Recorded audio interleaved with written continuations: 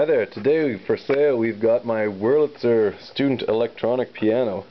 This particular piano started its life as a 206, meaning it did not have vibrato installed, and it did have a large bulky speaker cabinet underneath that didn't sound all that good. So I chopped off the speaker cabinet and I installed the vibrato circuit. As you can see, the keys are all in really good shape. Indicating to me anyways that the guy that had it before me took very good care of it, as have I. It sounds really good. The action on this particular piano is something that I brag about to all my Wurli friends. It is really a beaut to play.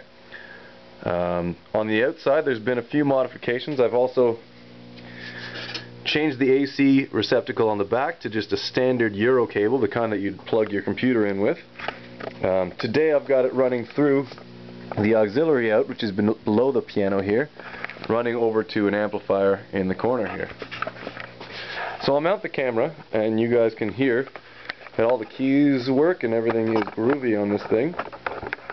Now if I was a better piano smith, I would take my chances and try to voice some of the hammers on the inside a little more evenly. There's a couple notes here that don't ring out quite as true as the rest of them, but still sound pretty good.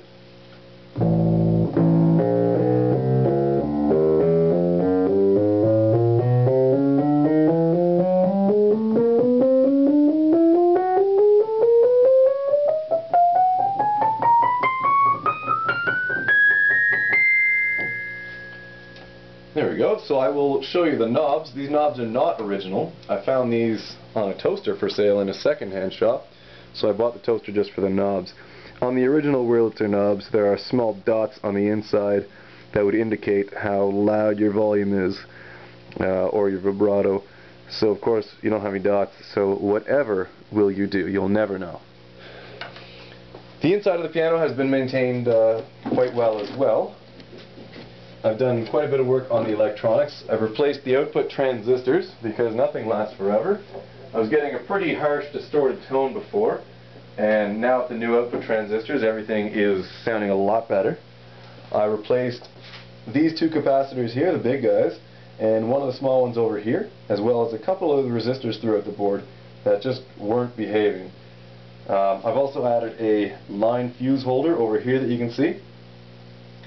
Just because when the fuses blow on a unit like this, it's a real pain in the butt to get in there to change them. So this way it just unfolds and you slap in a new one, should you be so unlucky to blow up a fuse.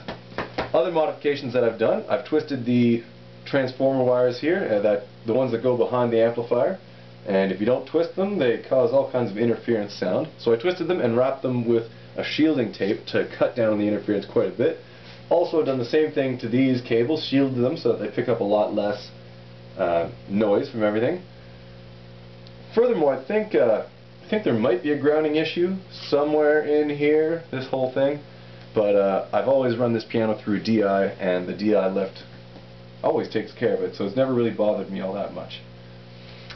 On the inside of here, where the reeds actually are, there is a small set of shields that you can buy from Vintage Vibe that weren't standard on the 200 or 206s.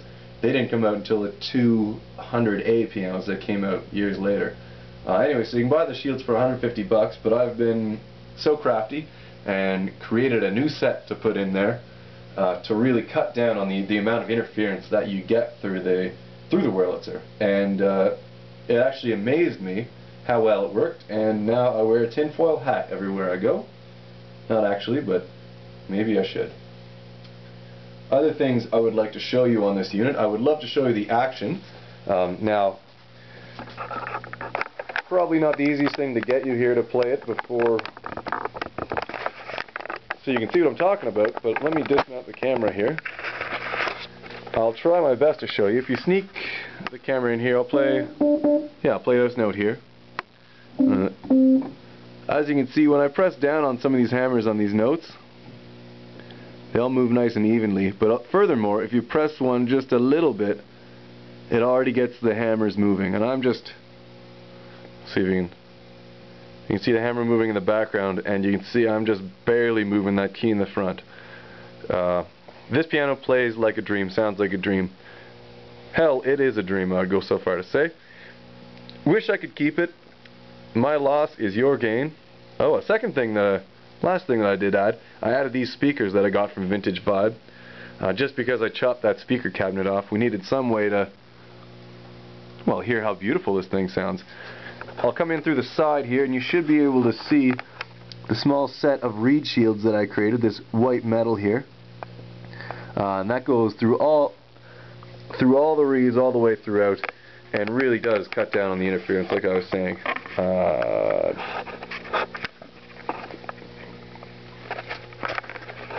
Last but not least, what is a world tour demonstration without a little bit of beautiful tunage? How about some Supertramp?